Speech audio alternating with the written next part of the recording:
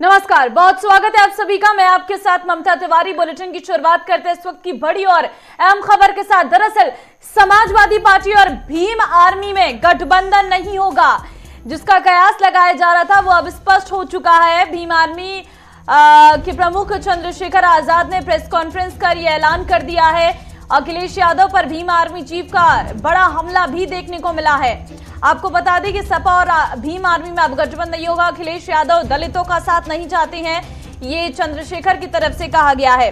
तो फिलहाल कयास लगाए जा रहे थे कि इस बार शायद चुनाव अखिलेश यादव और भीम आर्मी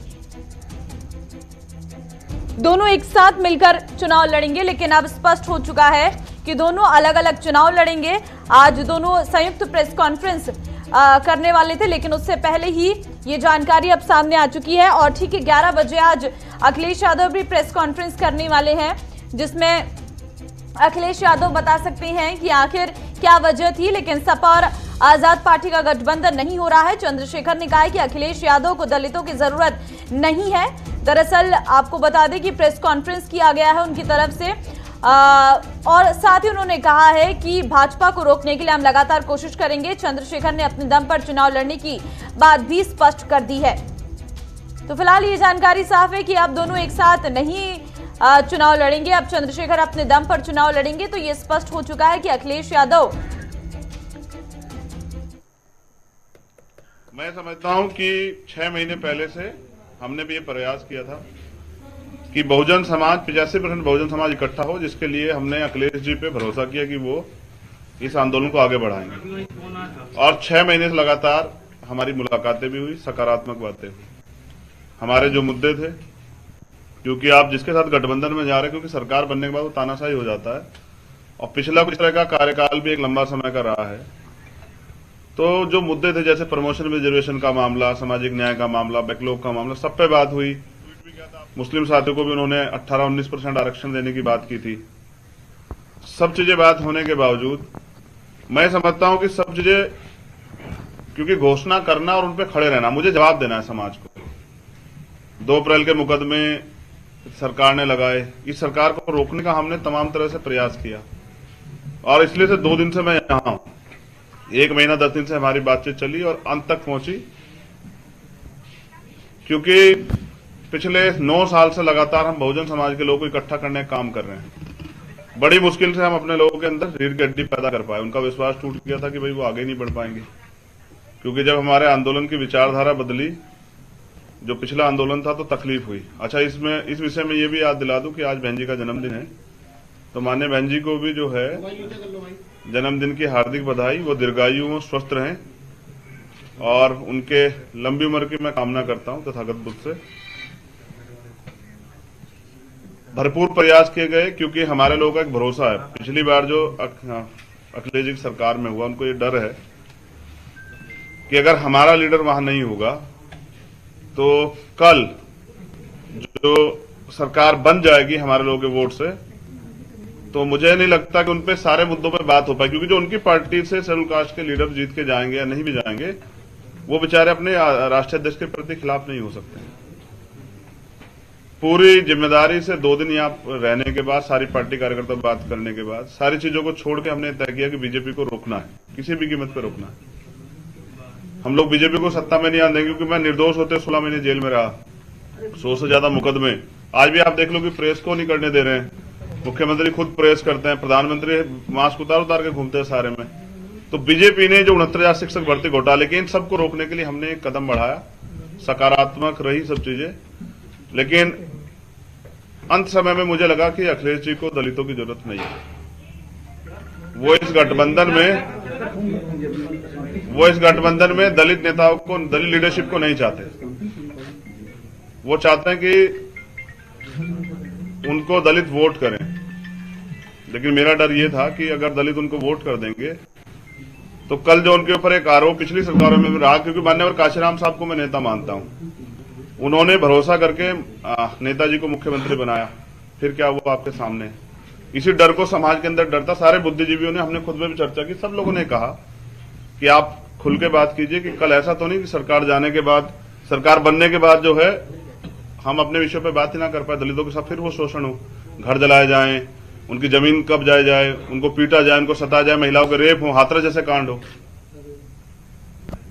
और 2 दिन में निराशा हुई कि 1 महीना 10 दिन के बाद उन्होंने कल अपमानित किया। ये दुखद है। अपमानित किया आपको? हाँ, ये बहुजन समाज के लोगों का उन्होंने अपमान किया है।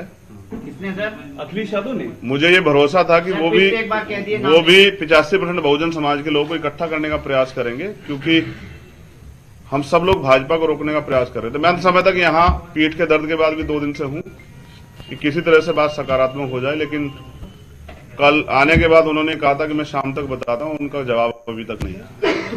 तो मैं समझता हूं कि वो इस गठबंधन में दलित समाज के लोगों को नहीं चाहते, जबकि बड़े पैमाने पे हमारे साथी जो हैं, जो कार्यकर्ता जिनकी वजह से आज चंद्रशेखर यहाँ बैठे हैं, बीमार में आजाद समाज पार्टी के, उनकी ये मन था कि वो बीजेपी को रोकने के लिए इस गठबंधन का हिस्सा बने। मैंने कल ट्वीट भी किया था, आप सब लोगों ने अपने मीडिया के माध्यम से चलाया, तो मैंने कहा था कि आप अगवा हैं, आपकी जिम्मेदारी है। दलित समाज, पसमानदा समाज, आपका दस्तकार समाज, पीड़ित समाज, वंचित समाज, पिछड़ा वर्ग के सारे नेता आपके साथ इसलिए इकट्ठा हो रहे हैं कि आप सामाजिक न्याय करेंगे। लेकिन मुझे लगता है कि अभी अखिलेश जी सामाजिक न्याय का मतलब नहीं समझ पाए। सामाजिक न्याय कहने से नहीं होता है। हम काशीराम साहब को मानने वाले लोग, जिसकी इतनी संख्या बारी, उसकी इतनी हिस्सेदारी की बात करते हैं, तो 25-25.5% दलितों की हिस्सेदारी ये है कि वो उनको गठबंधन में नहीं रखना चाहते हैं। मीडिया के लोगों से मुझे शिकायत है कि बिना मेरे किसी ऑफिशियल स्टेटमेंट के, ना उनके कोई ऑफिशियल स्टेटमेंट के, आप लोगों ने भी किससे कहीं से खबरें चला दी कि ये सीट मिल रही है, वो सीट मिल रही है। नहीं चंद्रशेखर जी, टीवी9 ने चलाया, गठबंधन नहीं हो सकता है। चलाया, और मैं उन साथियों से भी कह रहा हूँ कि कम से कम पत्रकारिता गरिमा तो बना के रखिए। टीवी9 ने चलाया कि आपका गठबंधन नहीं हो सका है। 9 बजे काफी सारी बातें नाम लेके एक बार फिर नाम लेकर स्टेटमेंट क्लियर दिए सर। आगे करने की आपकी क्या है? देखिए, मैं फिर क्या मैं यही कह रहा हूँ ना कि 1 महीना 10 दिन से उन्होंने हमसे बात की, तय करके रखा, और हमसे कहा कि आप परेशान मत हो। मैंने उनसे कहा कि आप बड़े भाई हैं, क्योंकि उनको चिंता हो या ना हो, वंचित के लोगों की हमें चिंता है। मैं प्रमाणित भी करता हूं कि पिछले 5 साल में समाजवादी पार्टी के राष्ट्रीय अध्यक्ष किसी एक दलित की हत्या पे, रेप पे, कितने बड़े बड़े मामले में नहीं गए उनके घर।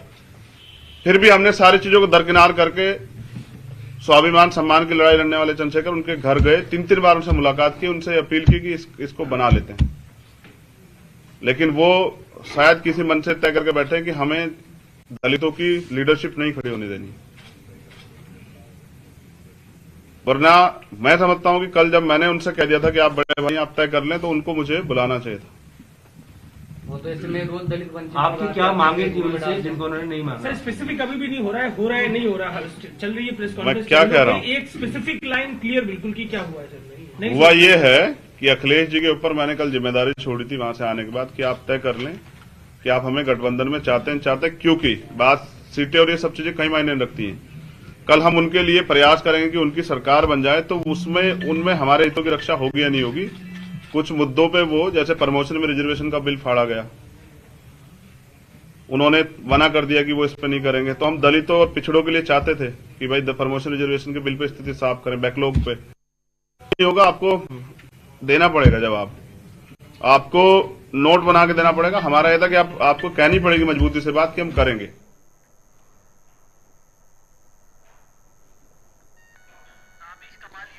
ताबिश कमाल यूपी हेड इस वक्त फोन लाइन पे मेरे साथ जुड़ चुके हैं। ताबिश, ये साफ तो कर दिया है चंद्रशेखर ने कि गठबंधन नहीं हो रहा है, लेकिन वो स्पष्ट तौर पर कुछ कहते हुए भी नजर नहीं आ रहे हैं। हालांकि एक लाइन में उन्होंने स्पष्ट कर दिया है कि अखिलेश यादव नहीं चाहते हैं कि दलित उनका साथ दे। ममता, देखिए, जिस तरह से राजनीति एक परसेप्शन माना जाता है, वही परसेप्शन हमें देखने के लिए मिला है। राजनीति में कभी भी कुछ स्थिर नहीं होता है। कल से लगातार ये खबरें चल रही थी कि समाजवादी पार्टी का और भीम आर्मी का बहुत जल्दी गठबंधन हो सकता है। कि इसकी वजह ये थी कि काफी देर तक इन लोगों की मीटिंग चली, अखिलेश यादव और चंद्रशेखर की मीटिंग रही, और मीटिंगों में क्या हो रहा था वो सूत्रों के हवाले से पत्रकारों को बताया जा रहा था कि गठबंधन को लेकर बातचीत हो रही है, गठबंधन को लेकर के सीटों के बंटवारे पर बातचीत हो रही है। और ये आज उम्मीद ये थी कि जब ये प्रेस कॉन्फ्रेंस करेंगे तो ये ऐलान करेंगे कि कितनी सीटों को लेकर के गठबंधन हुआ है, कितनी सीटें भीम आर्मी को समाजवादी पार्टी की तरफ से दी जा रही हैं, अखिलेश यादव के साथ उनकी क्या मीटिंग हुई। लेकिन जो नहीं सोचा था आज वो चीजें निकल कर आई। उत्तर प्रदेश की राजनीति में रोज एक नया माहौल ऐसा पैदा हो रहा है जो नहीं सोचा जाता है वो सामने निकल कर आता है। चंद्रशेखर जो लगातार समाजवादी पार्टी को लेकर के कभी इस तरह का बयान नहीं देते थे, आज वो इस तरह का बयान दे रहे हैं। वो कह रहे हैं कि अखिलेश यादव को दलितों का वोट नहीं चाहिए।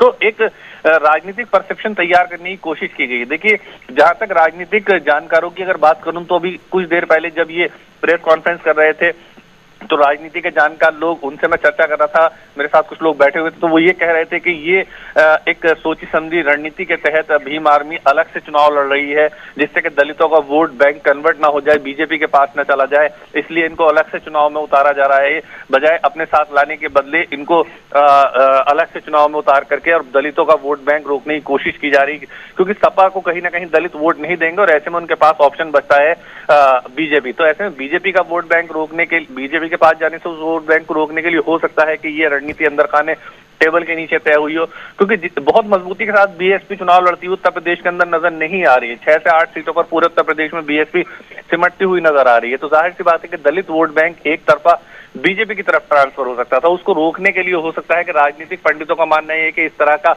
अंदर खाने एक टेबल हो गया हो कि आप इस तरह से चुनाव लड़िए और फिर वोट बैंक को रोकने का काम कीजिए जो बीजेपी की तरफ ना जाए। दूसरी तरफ बहुत महत्वपूर्ण है कि जिस तरह से चंद्रशेखर आज ये दावा कर रहे हैं बैठ करके अखिलेश यादव को दलितों का वोट नहीं चाहिए, उन्हें दलितों से कोई लेना देना नहीं है, लेकिन ऐसे में उनका एक बड़ा दाव अब लगातार अखिलेश यादव का है कि जिस तरह से उन्होंने कहा कि हमारे पास जो दलितों की संख्या है वो आज की डेट में बीजेपी के पास नहीं है। उन्नाव रेप पीड़िता को कांग्रेस पार्टी टिकट देती है तो अखिलेश यादव कहते हैं कि ठीक है, हम उनके सामने अपना प्रत्याशी नहीं उतारेंगे, ये भी दलित है। तो ऐसे में कहीं ना कहीं एक राजनीतिक परसेप्शन तैयार करने की कोशिश की जा रही है और बहुत जरूरी है इस वक्त अखिलेश यादव के लिए उत्तर प्रदेश का चुनाव बहुत अहम है। वहीं बीजेपी के लिए बहुत ज्यादा मायने रखता है, क्योंकि खुद प्रधानमंत्री नरेंद्र मोदी उत्तर प्रदेश से सांसद हैं, पार्टी के कई बड़े लीडर उत्तर प्रदेश से सांसद हैं और उत्तर प्रदेश से कहा जाता है कि उत्तर प्रदेश से निकलने वाली राजनीतिक हवाएं दिल्ली की गद्दी की राह तय करती हैं। तो ऐसे में अगर उत्तर प्रदेश में बीजेपी चुनाव लूज करती है तो जाहिर सी बात है उसका असर पूरे हिंदुस्तान में पड़ेगा। इसलिए बीजेपी पूरे दमखम के साथ उतरी हुई है। अब जहां तक इन दोनों के गठबंधन की बात है, वो जो सीटों का बंटवारा है उसको लेकर के इन लोगों के बीच में खटपट बताई जा रही है, जो जिस तरह से चंद्रशेखर कह रहे हैं। हालांकि अभी तक कांग्रेस समाजवादी पार्टी की तरफ से कोई ऑफिशियल स्टेटमेंट नहीं आया। खबर यह है कि 12:30 बजे आज अखिलेश यादव एक प्रेस कॉन्फ्रेंस करेंगे। प्रेस कॉन्फ्रेंस करने के बाद वो क्या ऐलान करते हैं, क्या कहते हैं वो, कि आखिर क्या वजह रही है कि जो चंद्रशेखर से उनकी पार्टी का गठबंधन नहीं हुआ है, क्या वजह रही है कि उन लोगों का आपस में तालमेल नहीं रहा है। तो ये अभी 12:30 बजे तक सारी चीजें क्लियर हो जाएंगी। 12:30 बजे इस बात का पता चलेगा कि आखिर क्या वजह रही, क्यों ऐसा हुआ।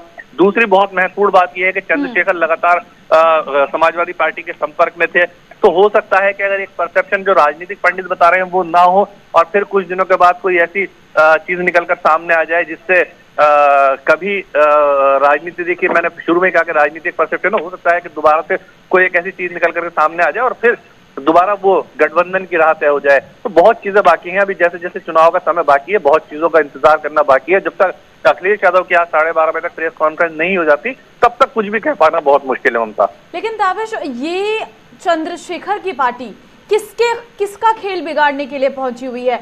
सबसे ज्यादा नुकसान इससे किसको होगा? अखिलेश यादव की तरफ चंद्रशेखर ने कह दिया कि बहुजन समाज को अपमानित करने का आरोप उनके ऊपर लगाया, अखिलेश के ऊपर। देखिए, आप ममता एक चीज समझ लीजिए कि अखिलेश यादव को कोई खास नुकसान नहीं होने वाला है चंद्रशेखर अगर उनके साथ में आए, क्योंकि दलित वोट बैंक कभी भी समाजवादी पार्टी के साथ इतनी बड़ी मात्रा में खड़ा हुआ नजर नहीं आया। हमने इससे पहले के चुनाव भी देखे उत्तर प्रदेश में। चुनाव में मैं धरातल से लेकर के खूब घूमा हूं। चुनाव में मैंने देखा है कि किस तरह की रणनीति और राजनीति होती है। हमने देखा कि चुनाव के दौरान जो दलित वोट बैंक था, इस बार वो छटक कर मायावती से सीधा बीजेपी के पाले में पहुंच गया था। तो ऐसे में जाहिर सी बात है कि बीजेपी को उस वोट बैंक का फायदा मिलता था हमेशा से। उससे पहले चलिए देखना होगा अखिलेश यादव की प्रेस कॉन्फ्रेंस में क्या होता है। तमाम जानकारी देने के लिए ताबिश आपका बहुत धन्यवाद। फिलहाल आगे बढ़ते हैं, अब जानकारी आपको एक और बड़ी बरेली से देते हैं। दरअसल आपको बता दें कि यूपी के बरेली में कोरोना का कहर जारी है। 24 घंटे में 252 नए मामले मिले हैं और IVRI में 2 वैज्ञानिक समेत 13 कोरोना संक्रमित मरीज मिले हैं। अब एक दिन में 40% बढ़े हैं कोरोना संक्रमण के दर। जिले में कुल कोरोना मरीजों की संख्या 1414 हो चुकी है।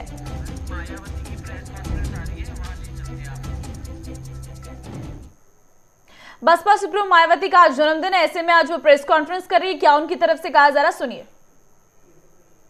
यूपी विधानसभा में मैं 2 बार यूपी विधान परिषद की भी सदस्य रह चुकी हूँ और इस संबंध में यहाँ मैं ये भी कहना चाहती हूँ कि जब तक बीएसपी के जन्मदाता एवं संस्थापक मान्यवर श्री काशीराम जी स्वास्थ्य के मामले में ठीक हालत में चलते रहे तो तब तक वे सभी चुनावों को काफी हद तक खुद ही संभाल लेते थे और उस समय में अधिकांश चुनाव लड़ती थी और ज्यादातर चुनाव जीत कर भी आती थी। लेकिन इनके काफी लंबे अरसे तक बीमार रहने व उनके देहांत होने के बाद फिर पार्टी की मेरे कंधों के ऊपर पूरी जिम्मेवारी आ गई। तो ऐसे में मैंने अपनी पार्टी व मूवमेंट के हित में सीधा चुनाव लड़ने की बजाय पार्टी के उम्मीदवारों को ही जिताना जरूरी समझा है। और वैसे भी हमारे कानून में ये व्यवस्था बनी है कि बिना लोकसभा का सीधा चुनाव लड़े भी राज्यसभा में जाकर कोई भी योग्य व्यक्ति देश का प्रधानमंत्री व केंद्रीय मंत्री आदि भी बन सकता है तथा इसी प्रकार विधान परिषद में भी जाकर कोई भी योग्य व्यक्ति किसी भी स्टेट का मुख्यमंत्री आदि भी बन सकता है जहां पर विधान परिषद की व्यवस्था है। इसलिए यूपी में बीएसपी की सरकार बनने पर मैं पार्टी व मूवमेंट के हित में सीधा चुनाव न लड़के व अप्रत्यक्ष रूप से चुनाव जीतकर भी यूपी प्रदेश की बागडोर संभाल सकती हूँ, जिसकी इस समय काफी सख्त जरूरत भी है। इसके अलावा खिसियानी बिल्ली खंबा नोचे की तरह विरोधी पार्टियां व जातिवादी मीडिया भी मेरे क्षेत्र में न जाने को भी लेकर आए दिन किस्म किस्म की तथ्यहीन व बेबुनियादी बातें करते रहते हैं, जिसका जवाब मैं 1 जनवरी को मीडिया को भी दे चुकी हूँ। उसे मैं फिर से दोहराना नहीं चाहती हूँ। वैसे भी मुझे पूरा भरोसा है कि इस बार चुनाव में बीएसपी सन 2007 की तरह फिर से यूपी की सत्ता में जरूर वापस लौटेगी और तब फिर पूर्व की तरह इस बार भी यहाँ सर्वे एजेंसियों का ओपिनियन पोल व सर्वे आदि धरा का धरा रह जाएगा। इतना ही नहीं बल्कि अब यहाँ आकाश आनंद को भी चुनाव लड़ने या ना लड़ने की भी बातें करते रहते हैं, जबकि अभी वह राजनीति में धीरे धीरे अपने आप को काफी प्यार परिपक्व भी कर रहा है और इसके साथ ही मेरे चुनावी राज्यों में ज्यादा व्यस्त होने की वजह से अब वह मेरे दिशा निर्देशन में उन राज्यों में जहां चुनाव नहीं हुए हैं वहां पार्टी के जनाधार को भी बढ़ाने में पूरे जी जान से लगा है। और फिर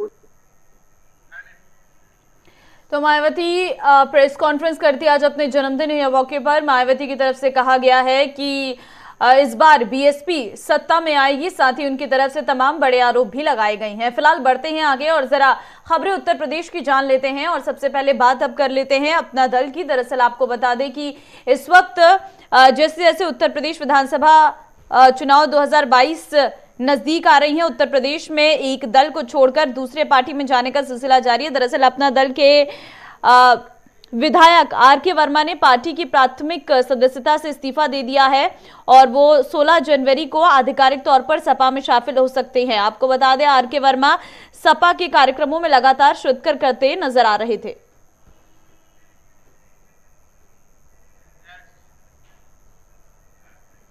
चलिए आगे बढ़ते हैं। उत्तर प्रदेश के मुख्यमंत्री योगी आदित्यनाथ के अयोध्या से इस बार चुनाव लड़ने की खबर आने के बाद से ही चर्चाएं और माहौल इस वक्त उत्तर प्रदेश में गर्म हो चला है। दरअसल आपको बता दें, अयोध्या के मठ मंदिरों के साथ चौक चौराहों पर संतों और समर्थकों ने खुशी में एक दूसरे को लड्डू प्रसाद का वितरण कर खुशियां प्रकट की हैं। इस दौरान उन्होंने कहा कि हम साधु संतों की मांग रही है कि योगी जी अयोध्या से चुनाव लड़े, जिसको लेकर हमने कई बार प्रधानमंत्री जी, गृह मंत्री जी को भी पत्र भेजा कि माननीय योगी जी को अयोध्या से चुनाव लड़ाया जाए।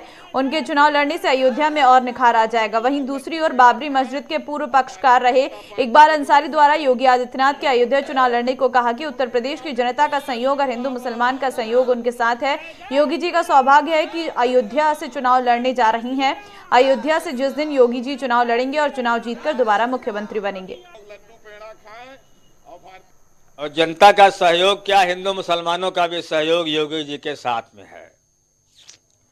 क्योंकि 5 साल जो मुसलमानों की जो जरूरत रही, जिसको मुसलमान चाहते रहे, वही काम नहीं होता रहा, जिसका नाम है दंगा। दंगा मुक्त उत्तर प्रदेश रहा। आज मुसलमान योगी जी की तारीफ कर रहा है तो वोट भी देगा। हम यही चाहते हैं कि योगी जी का सौभाग्य है कि अयोध्या से वो चुनाव लड़ रहे हैं। अयोध्या में लोगों के जो है, अयोध्या में जो लोग भी आते हैं उनका तन भी साफ होता है, मन भी साफ होता है।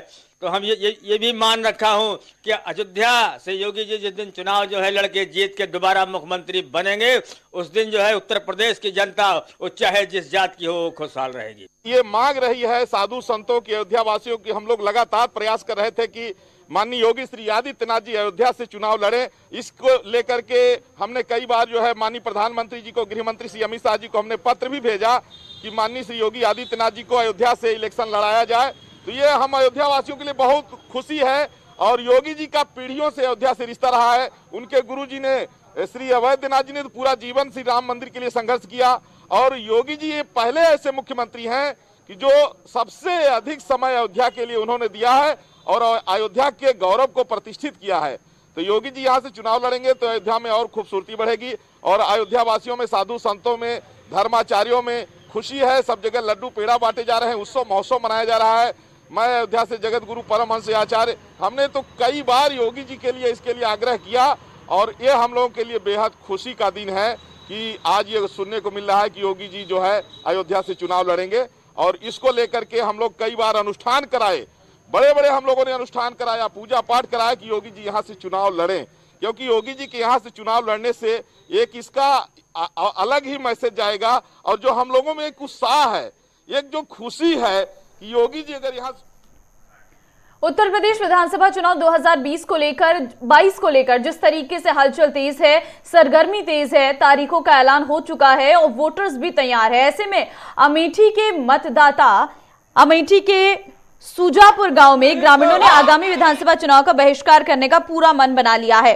गांव में जगह जगह पर बैनर लगाए गए हैं, उसमें लिखा हुआ है रोड नहीं तो वोट नहीं। और गांव के प्रत्येक घर में काले झंडे लगे हुए हैं जो बिना कुछ बोले अपना विरोध प्रदर्शित करते नजर आई हैं। ग्रामीणों का कहना है कि यहां पर बांद्रा टांडा राष्ट्रीय राजमार्ग से निकलकर राष्ट्रीय राजमार्ग संख्या 931 को मिलाने वाले संपर्क मार्ग की स्थिति अत्यंत दयनीय है। सड़क पर जगह जगह जबरदस्त गड्ढे हुए हैं जहां पर हमेशा जलभराव हुआ रहता है। ग्रामीणों को आने जाने में बड़ी मुश्किलों का सामना करना पड़ता है। इस सड़क को 18 साल पहले बीजेपी विधायक दादा तेजभान सिंह ने बनवाई थी। इसके बाद से इस सड़क की मरम्मत नहीं हुई, जिसके कारण इसकी स्थिति बद से बदतर हो चुकी है। नाम प्रिया है। रोड नहीं है तो वोट नहीं है। रोड बनवा दें, वोट अब हम भी देंगे। लेकिन और जो हमारे गांव का पूरी एक यही एकता है कि हम वोट तभी देंगे जब हमारी रोड बन जाएगी। अच्छा, आपके गांव में लोगों ने अपने घरों पे देखा जाए तो काले झंडे भी लगा लिए हैं और आप लोगों ने एक बैनर के माध्यम से गांव विरोध भी चालू कर दिया, क्या मामला है पूरा? सर, हम देखते हैं कि काला झंडा तो हमारे भारत के भी झंडे में नहीं लगा, तो काले झंडे का प्रतीक कुछ अच्छा नहीं है। और अच्छा इसलिए नहीं है कि हमारे गाँव की रोड अच्छी नहीं है। तो जब रोड अच्छी हो जाए तो झंडा भी अच्छा लग जाएगा। अच्छा, अगर देखा जाए तो आपके गांव में पीएससी केंद्र भी है, प्राइमरी स्कूल भी है, अगर शिक्षा स्वास्थ्य की बात की जाए तो पूरा विकास हुआ है। हाँ, उसके बावजूद भी आप लोग इस तरीके से विरोध कर रहे हैं। हाँ सर है, लेकिन अभी किसी महिला को कोई प्रेग्नेंट है या कोई किसी का भी कोई एक्सीडेंट हो जाता है कहीं जाना, तो हमें जब तक हम नेशनल हाईवे मतलब हाईवे से होके जाना पड़ता है। अगर जो हम 15 मिनट 5 मिनट में जा सकते हैं वो हम 1 घंटे की दूरी तय करते हैं, चाहे उस महिला की जान चली जाए, चाहे उस वृद्ध औरत की जान चली जाए, किसी की भी जान जा सकती है। तो जो हमें 15 मिनट में जाना चाहिए वो हम 1 घंटे का रास्ता तय करते हैं। ऐसे में देखा जाए तो मुख्यालय आपके यहाँ से नजदीक भी है, लोग बता रहे हैं कि स्मृति ईरानी का इसी गांव में घर भी बन रहा है। हाँ, क्या सही है? बन रहा है, यही मैदान मवई में ही बन रहा है उनका। यहाँ से 2 किलोमीटर की दूरी पर है, पर उनका भी आना जाना कभी हुआ नहीं, उनको तो हम देखे भी नहीं है कभी। आए वो देखें, हम उनकी जनता, हमसे पूछे, हमारी मदद करें। जब आएंगी तब देखेंगी। रोड तो कभी आई नहीं, तो वो अच्छा, मान लीजिए आपकी मांगे नहीं पूरी होती तो आप लोग क्या करेंगे? तो वो सर वो खुद ही चुनेंगे ना। हमने बैनर में इसीलिए तो लिखा है सर कि अपना विकल्प खुद ही चुने। उनको जो समझ में आएगा वो हमें समझाएंगे, समझेंगे तो समझेंगे, नहीं तो नहीं। सुजापुर क्या समस्या है आप लोगों की? रोड नहीं बनता है। आप लोग अपने घरों पे काले झंडे लगाए, एक बैनर भी लगाए हैं, क्या मामला है? रोड नहीं बनाता है, खड़ा है रोड से बन जाए तो वोट। अच्छा, मान लीजिए रोड नहीं बनती है तो आप लोग क्या करेंगे? वोट न देगा, ये माटी में चले और न हम कुछ उनसे मांगे न कुछ, खाली रोड बन जाए तब वोट दे जाब। और कई साल से वोट देता है। समस्या ये है साहब जो है एनएच से जोड़ती हुई सड़क दिख रही है सामने, ये 4 ग्राम सभा का आवागमन बाधित हो रहा है। इससे परेशान होकर के आप लोग के माध्यम से ये बात पहुंचाने की कोशिश की जा रही है। हम लोग जो है ये कह रहे हैं कि वोट तभी देंगे जब हमको कोई विकल्प ढूंढ करके कोई नेता देगा तब। और दूसरी बात साहब कि आज़ादी के टाइम से जो प्राइमरी स्कूल है, जूनियर हाई स्कूल है और पीएससी स्कूल हॉस्पिटल है, यहाँ को जोड़ने वाली सड़क जो है बिल्कुल कच्ची पड़ी है, टूटी फूटी है, बच्चे गिर जाते हैं।